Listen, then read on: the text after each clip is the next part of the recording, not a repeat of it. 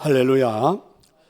인터넷을 보니까 이런 유머스럽게 우리들이 삶에서 스스로 해결할 수 없는 불가능한 일들이 존재한다 하면서 써놓은 게 있더라고요. 좀 재미나는 이야기들입니다. 한번 들어볼래요?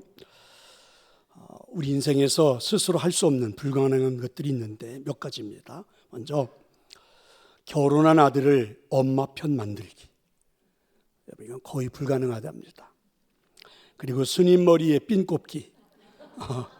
거의 안 되는 거죠. 그리고 퇴직한 남편을 공경하기. 이것도 매우 어려운가 봅니다. 앙드레김에게 검은 옷 입히기. 이건 거의 불가능한 그런 일들처럼 보입니다. 사실 스님 머리에 핀 꼽는 것은 불가능해도 상관이 없습니다. 그리고 굳이 앙드레김에게 검은 옷을 입힐 필요도 없겠죠. 하지만 어떻게 키운 아들인데, 내가 어떻게 이 아들을 키웠는데 이 아들을 내 편을 만들 수 없단 말인가?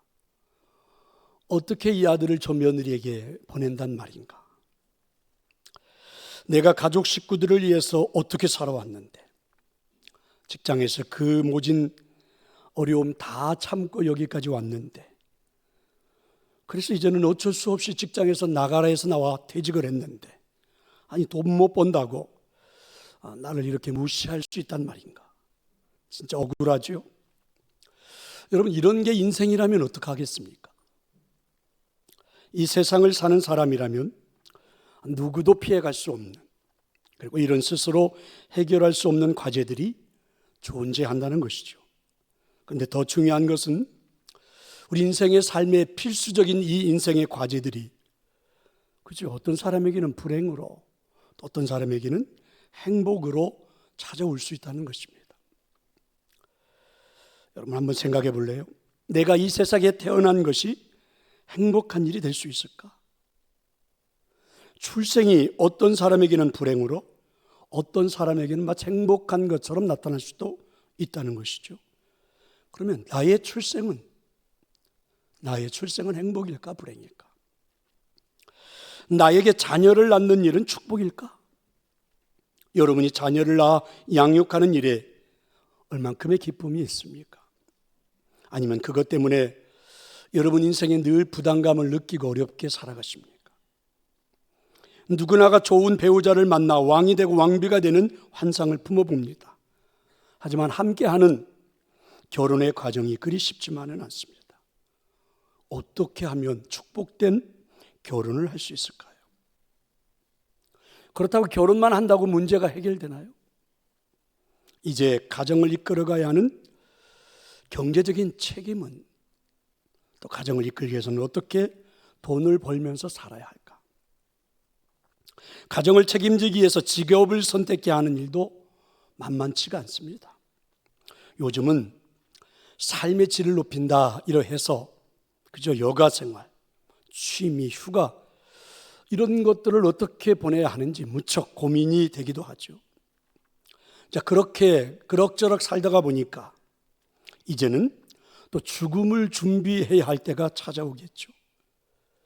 어떻게 하면 멋지게 죽을 수 있을까? 이런 주제들입니다. 그런데 이렇게 중요한 인생의 문제가 여러분 내 마음대로 되던가요? 내 계획대로 되던가요? 이제 5월이 시작됐습니다. 저와 여러분은 하나님을 믿는 줄로 믿습니다. 나를 이 땅에 보내신 분이 하나님이십니다. 어쩌면 내가 나를 아는 것보다 나를 더 잘 아시는 하나님이십니다.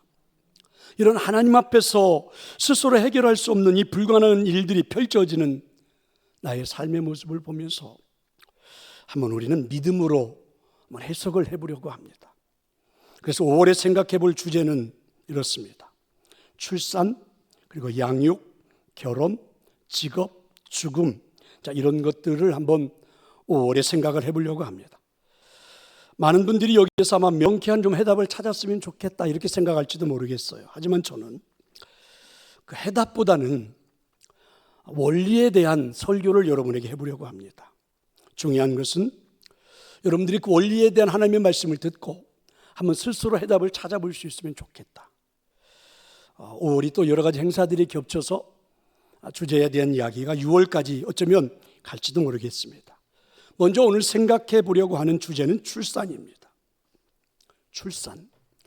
오늘 여러분 주보를 보면서 눈여겨보셨나요? 설교 제목이 재미있지 않습니까? 출산은 필수 아니면 선택. 여러분 뭐가 맞다고 생각하십니까? 이야기를 들으니까 누군가 노래가 생각나지요. 김연자 씨의 아모르 파티라는 노래에 나오는 가사입니다. 연애는 필수, 그리고 결혼은 선택, 이런 가사죠. 아주 인기 있는 노래가 되었습니다. 트롯인데 젊은이들도 굉장히 좋아하는 인기 있는 노래가 된 이유가 아마 시대적인 이야기들을 잘 반영했기 때문이 아닐까? 어떤 거? 연애는 필수, 결혼은 선택. 이런 내용이 젊은이들에게 동감을 얻지 않았을까?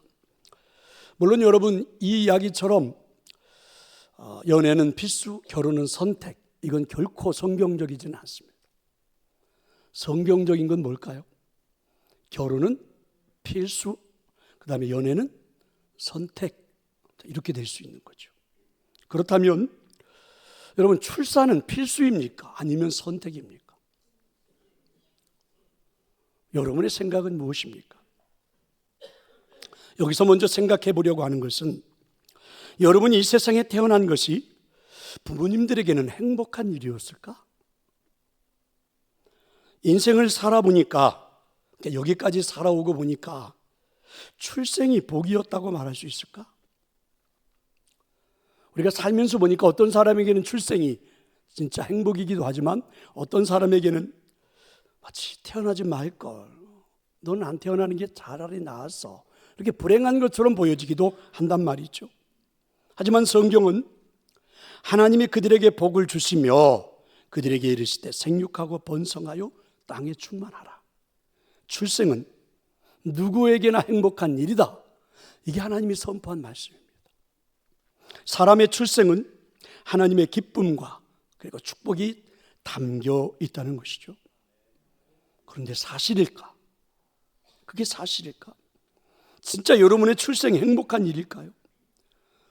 부모님이 여러분한테 너가 태어났을 때 너무너무 행복했다, 이런 말을 많이 들어보셨습니까?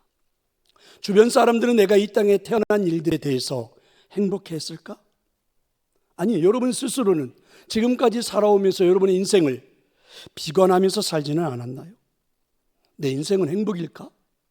아니, 내 인생이 행복이라고 말하는 것은 마치 스님 머리에 핀 꼽기만큼이나 거의 불가능한 일이라고 생각하면서 사는 것은 아닐까? 여러분 창세기를 보세요. 하나님께서 모든 것을 만드시고 보시기에 좋았더라, 이렇게 말씀하셨습니다. 그리고 더더욱 사람, 인간을 만드시고 보시기에 심히 좋았더라, 이렇게 말씀하셨습니다. 그러니까 출산은 하나님이 우리를 창조하셨듯이 우리를 통해 계속되는 하나님의 창조 행위입니다. 그래서 축복입니다. 사실 출생은 우리가 마음대로 할 수 없는, 하나님이 허락을 해 주셔야만 가능한 일입니다. 그래서 출생은 우리의 선택을 벗어난 것이죠. 그래서 출생을 축복이라고 고백하는 것은 신앙입니다. 믿음이에요. 한 인간의 출생은 행복입니다. 믿으시기를 축원합니다. 물론 인간의 이기심이 잘못된 출생을 만드는 것처럼 우리는 보았고 보면서 살아왔습니다. 죄성을 가지고 있는 인간들이 무분별하게 하나님의 축복인 이 출산을, 창조 행위를 더럽히기도 하지요. 인간들이 그렇게 누려보고 싶어하는 쾌락이 잘못된 출산을 만드는 것처럼 보이기도 합니다. 그래서 출생이 모든 이들에게 행복이라 이렇게 말하기에는 우리가 고개가 좀 갸우뚱해지는 것도 사실입니다. 하지만 하나님 우리에게 분명하게 말씀하십니다. 하나님이 그들에게 복을 주시며 그들에게 이르시되 생육하고 번성하여 땅에 충만하라. 믿으시기를 축원합니다. 어느 산부인과의 분만실 복도에 그 남편들이 여러 명 앉아 있었습니다. 잠시 후 분만실에서 간호사가 나와서 이렇게 말을 했습니다. 한남동에서 오신 분. 그래서 어떤 아빠가 나오니까 아들입니다, 이렇게 말을 했습니다. 여러분들이 집에 가서 이제 아마 웃게 될 것 같은데 한남동, 그래서 왜 아들입니까?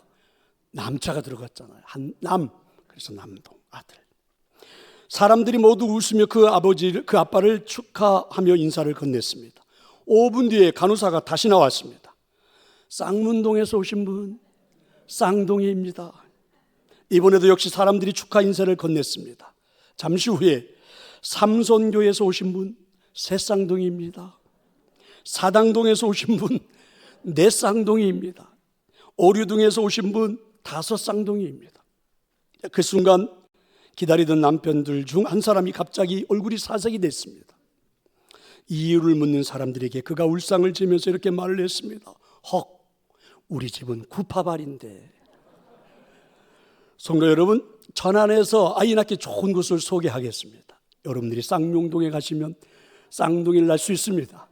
다자녀를 원하시면 구성동에 가서 사시면 될 것 같습니다. 여러분, 두정동에서 사시는 분들은 적어도 2사람 이상은 낳아야만 합니다. 어느 의과대학에서 교수가 학생들에게 질문을 했죠. 한 부부가 있는데 남편은 매독에 걸려 있고 아내는 심한 폐결핵에 걸려 있다. 이 가정에는 아이가 넷이 있는데 한 아이가 며칠 전에 병으로 죽었고 남은 3 아이들도 결핵으로 누워 있는데 살아날 가망이 거의 없다. 이 심한 폐결핵에 걸려 있는 부인이 현재 임신 중인데 어떻게 하면 좋을까? 그랬더니 한 학생이 손을 번쩍 들고 답변을 했습니다. 낙태 수술을 해야 합니다. 그때 교수는 이렇게 말을 했습니다. 방금 자네는 베토벤을 죽였네. 이렇게 말입니다. 오늘날 의료적인 판단으로 낙태를 해야 된다라고 결정 내릴지 모를 그 아이가 음악계의 거성이 되리라 누가 상상이나 했겠습니까? 하나님께서 악성 베토벤을 이러한 가정에서 이러한 방법으로 세상에 보내실 거라는 것을 어느 누가 추측이나 했겠습니까?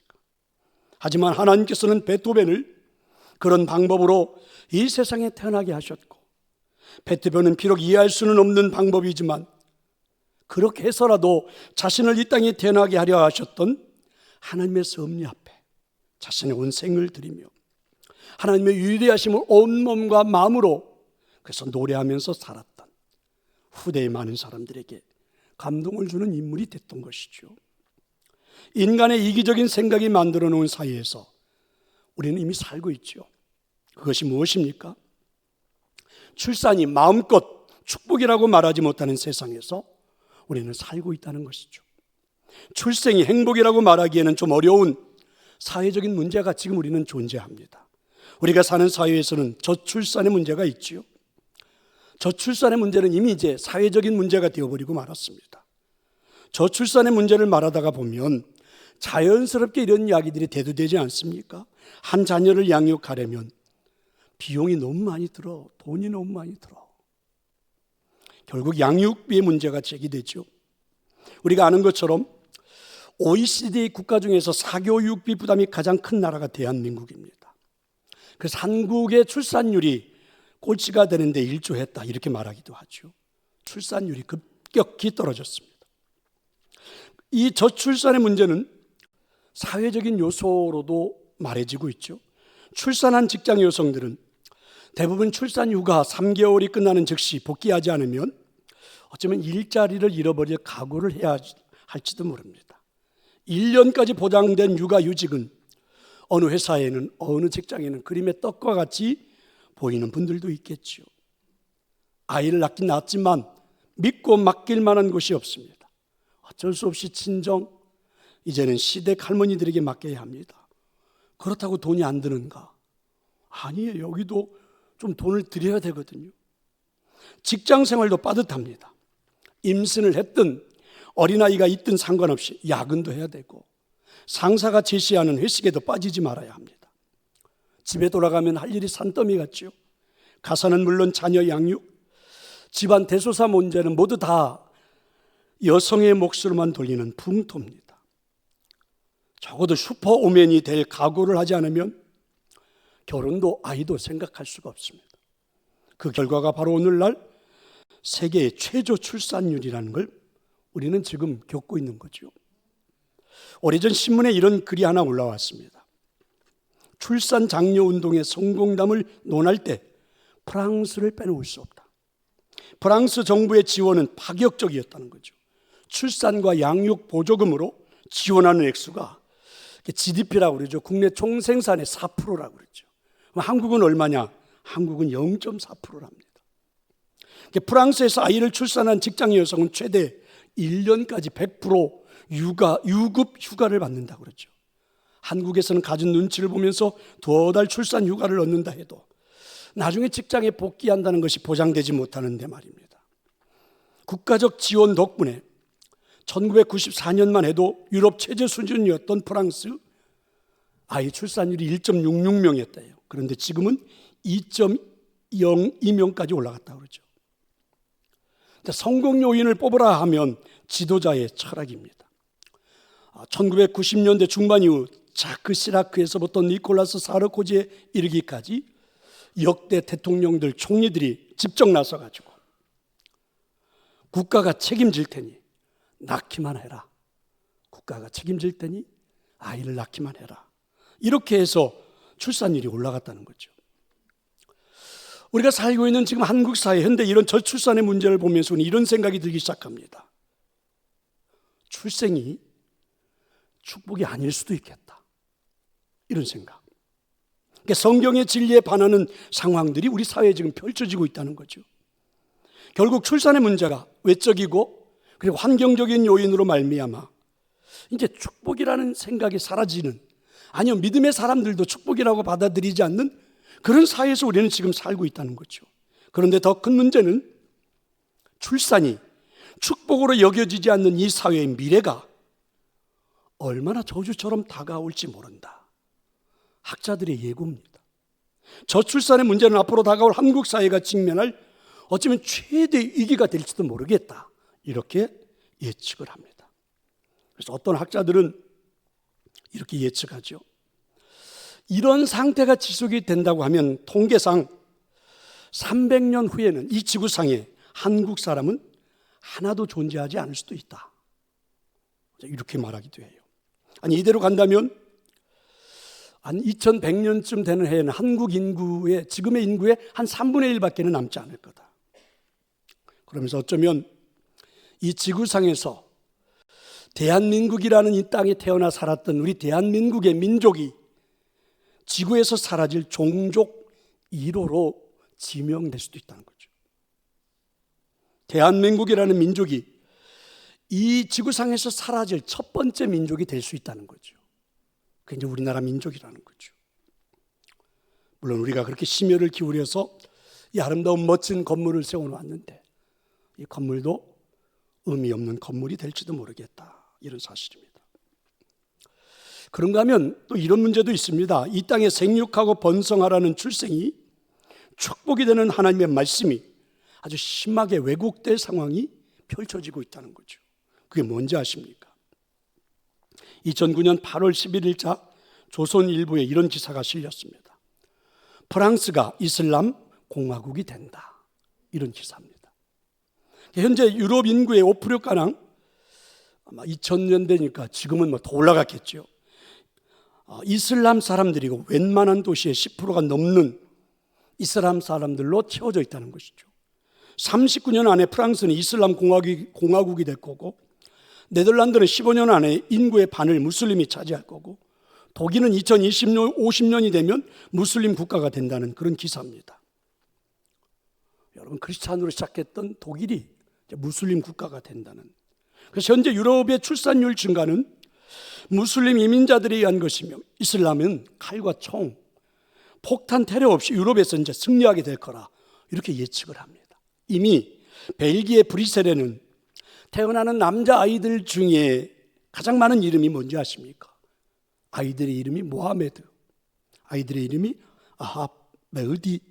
그러니까 이슬람 사람들이 붙이는 이름이 절반이 넘어가기 시작했다. 이렇게 말합니다. 무슨 말씀입니까? 생육하고 번성하여 이 땅에 충만하라는 하나님의 말씀이 여러분 악용되기 시작한 거죠. 출생이 축복이 아닌 한 세력을 이 땅에 펼치는 인간의 욕심을 만들어내는 그런 일들이 벌어지고 있는 거죠. 어쩌면 우리의 경제적인 안락함, 개인적인 이기주의 추구가 이 땅에 여러분 사람들의 축복이, 사람들의 태어남이, 축복이 강력한 사단의 도구로 변질되어 가고 있다는 것이죠. 이런 사회적인 문제도 이미 이 땅에 펼쳐지고 있습니다. 그런가 하면 출산에는 불임이라는 사회적인 문제도 있습니다. 동서고금을 막론하고 아이를 낳지 못한다는 것은 가정의 위기, 당사자들의 아픔으로 연결이 됩니다. 저출산의 문제가 어쩌면 불임 가정에는 사치스러운 이야기처럼 들릴지도 모르겠어요. 세상이 참 불공평합니다. 여러분, 일부러 낳지 않는 것도 불행, 낳고 싶어도 낳지 못하는 것 역시 큰 아픔. 생육하고 번성하라. 분명히 말씀은 하나님의 축복의 선언일진데 아이를 낳지 못하는 것이 얼마나 큰 아픔이겠습니까? 우리가 잘 아는 것처럼 여러분, 성경에는 아이 때문에 아픔을 겪었던 많은 사람의 이야기가 나오죠. 하나님의 약속을 받았지만 아이가 없었던 사라의 아픔이 있습니다. 그래서 자신의 시녀였던 하갈을 대신 남편 병에 들어가게 하고, 그래서 얻었던 아들 이스마엘이 절대로 축복일 수 없었던 비극적인 여인이 사라입니다. 사무엘의 어머니 한나는 자식이 없다는 이유로 남편의 또 다른 아내 분인나에게 멸시를 당하죠. 아픔을 가지고 하나님께 나와 울며 기도했던, 그래서 얻은 아들이 사무엘이라는 사실. 그러니까 이 불임은 단순히 가정의 아픔으로 끝나는 게 아니죠.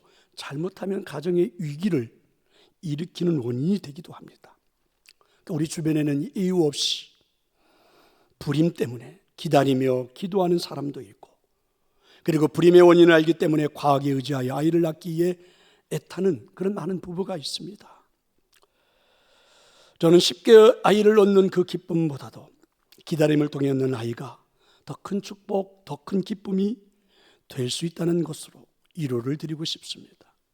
아무 때나 얻는 아이보다는 하나님이 주시는 생명의 귀함을 아는 것, 기다리는 것만큼의 가치도 있다는 것으로 위로를 드리고 싶습니다. 혹시 여러분들 중에 왜 하나님 우리 가정에 아이를 허락하지 않으시나요? 라고 생각하는 분들이 있으시지 않습니까? 하지만 저는 이런 생각입니다. 생명에 관한 한 우리 인간이 할 수 없는 영역이다. 그렇지 않습니까? 사람은 사람이고 하나님은 하나님일 수밖에 없는 것, 그 이유가 바로 생명에 있지 않습니까? 생육하고 번성하라라는 축복의 말씀을 놓고 고민하는 사람들에게 위로의 말씀을 전합니다. 쉽게 어떤 말로도 위로가 잘 되지는 않겠지만 그래도 그 아픔이 잘 극복되어지기를 제가 기도하겠습니다. 자, 그렇다면 이런 출산에 대한 사회적인 문제들이 펼쳐지고 있는데, 존재하고 있는데도 생육하고 번성하라는 출생이 하나님의 축복이 되는 길은 뭘까? 어떻게 이게 하나님의 축복이 되게 할 수 있을까라는 것입니다. 여러분, 하나 그 사진을 좀 보여드리겠습니다. 우리나라의 그 산하 제한 또 출산 장려 이런 정책을 만들었던 정부가, 우리나라 그 정부가 만들었던 그 정책에 대한 것들을 이렇게 하나로 모아본 겁니다. 볼래요? 1960년대는 이런 슬로건이었습니다. 많이 낳아 고생 말고 적게 낳아 잘 키우자. 덮어놓고 낳다 보면 거짓골을 못 면한다. 여러분, 이게 1960년대 아이 낳지 말라고 이렇게 여러분 정부가 내놓은 슬로건입니다. 1970년대는 어땠는지 아십니까?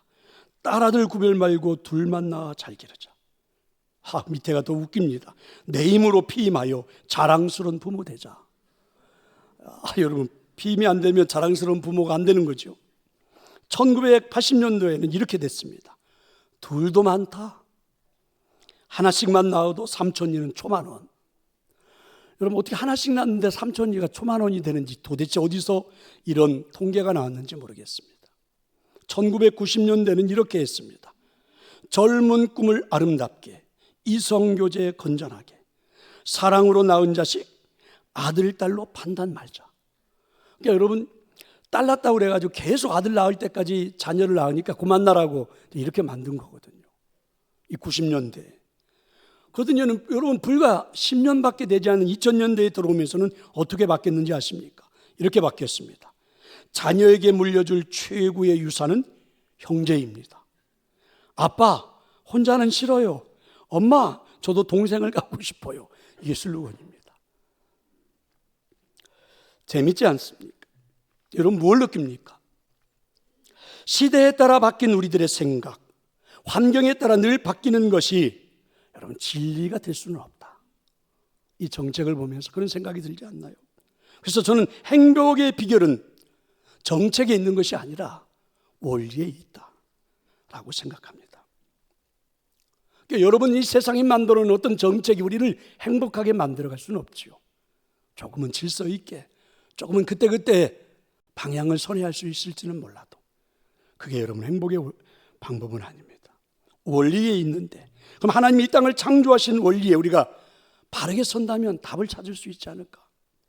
삶에서 스스로 해결할 수 없는 이 불가능한 일들이 존재하는 것도 사실이지만 출생도 마찬가지인데, 행복을 위한 출생은 여러분 정책으로 만들어지는 것이 아니라 원리가 아닐까? 그럼 어떤 원리입니까? 하나님은 부부를 만드시고 가정을 이루기를 원하셨습니다. 참다운 가정의 모습, 그리스도 안에서 아름다운 가정을 이루어 가는 것을 말입니다. 그래서 원리는 결혼입니다. 결혼은 사회적인 문제가 아닙니다. 결혼은 신앙으로 접근을 해야 하는 것입니다. 세상이 자꾸만 결혼을 변화시켰죠. 그래서 우리는 자꾸만 결혼을 사회적인 문제로 접근하기 시작했죠. 어떻게? 편안하게. 둘이 사는 것보다는 혼자 사는 게 훨씬 편안하죠. 싸우고 그리고 막 어렵고 고통스럽고 이러니까 그냥 혼자 살자. 사회가 만들어낸 이야기들이죠. 경제적인 것들이죠. 얼마나 돈이 많이 드는지 아나. 집도 사야 되고 모두 사야 되고 그냥 혼자 살자. 또 하나의 시대적인 유행이죠. 혼자 사는 거. 그런데 여러분 결혼이라고 하는 건 이렇게 사회적인 문제가 아니라는 거죠. 적어도 성경은 결혼은 신앙으로 접근을 하라, 생육하고 번성하라는 말씀이 바로 여러분의 삶에서 구체적으로 실현되는 거죠. 이게 원리입니다. 이게 원리예요. 물론 이제 방법은 또 정책은 우리가 만들어야 되겠지만 이 원리부터 시작하자. 그러니까 출산은 하나님께서 이 세상을 창조하시며 그리고 생육하고 번성하라고 명령하신 창조의 행위에 동참하는 거죠. 그리스도인들이 결혼을 하고 자녀를 가져야 한다는 생각을 하는 것은 신앙적인 관점, 믿음으로 접근을 해야 된다는 말이죠. 하나님의 창조 사역에 동참하는 것이 얼마나 귀한 일인가. 이런 접근이 절대적으로 필요하다는 거죠.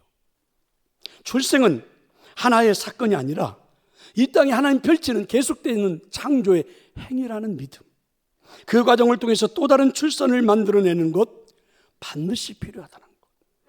하나님께서 우리에게 주신 생육하고 번성하라, 생육하고 번성하라, 축복하며 주셨던 이 말씀이, 축복하면서 주셨던 이 창조의 원리가 오늘 이 시간 예배하는 여러분 모두에게서는 동일하게 고백되어질 수 있으면 좋겠습니다. 나의 출생은 하나님의 축복이다. 우리 가정에 태어나는 아이는 하나님의 축복이다. 이런 원리 말입니다. 그래서 이런 고백, 우리가 사는 세상은 그렇게 하나님의 창조의 행위를 만들어가고 있는 것이다. 이렇게 접근하는 믿음의 고백, 꼭 오늘 이 시간 예배하는 여러분에게 한번 체험되어 보고 기도의 제목이 될 수 있기를 간절히 축원합니다. 자, 이제 오늘 말씀을 생각하면서 우리 함께 한번 찬양해 보고 싶습니다. 한때 우리가 참 행복하게 불렀던 찬양이 있죠. 당신은 사랑받기 위해서 태어났던 사람, 이런 찬양입니다. 우리 함께 한번 해보겠습니다.